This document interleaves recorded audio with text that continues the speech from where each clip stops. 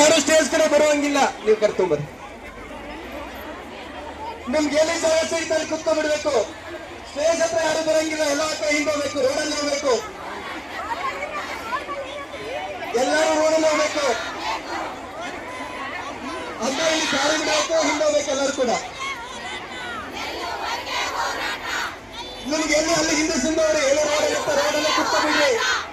ರೋಡಲ್ಲೇ ಕುತ್ಕೊಂಡ್ಬಿಡ್ರಿ. ಅಕ್ಕ ಇಲ್ಲಿ ಯಾರು ಬರಂಗಿಲ್ಲ. ಯಾರು ಬರಂಗಿಲ್ಲ ಇಲ್ಲಿ.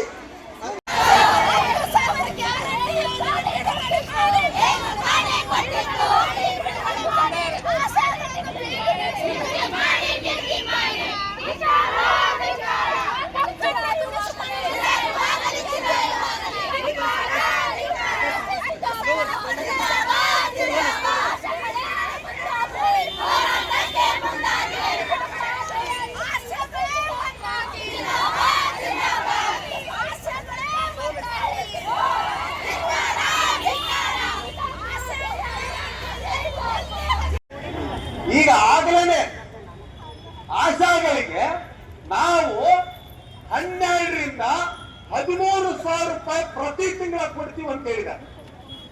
ನಾವು ಕೊಡ್ತಾ ಇದೀವಿ ಅಂತ ಹೇಳ್ತಾರೆ. ಈಗ ನಾವು ನಿಮಗೆ ಕೇಳ್ತಾ ಇರೋದೇನಂದ್ರೆ, ನಾವು ನಿಮಗೆ ಏನ್ ಕೇಳಕತ್ತೀವಿ ಅಂದ್ರೆ, ನೀವು ಆಲ್ರೆಡಿ ನಮ್ಮ ಅಕೌಂಟಿಗೆ ಬಿದ್ದಿತ್ತು ಅಂತಂದ್ರೆ ನಾವ್ಯಾಕೆ 10,000 ರೂಪಾಯಿ ಕೊಡಂತ ಕೇಳ್ತೀವಿ. ಒಬ್ಬ ಈಗ ಯಾರಿಗೆ ಇದನ್ನು ಹೇಳ್ಬೇಕು ಅಂತ.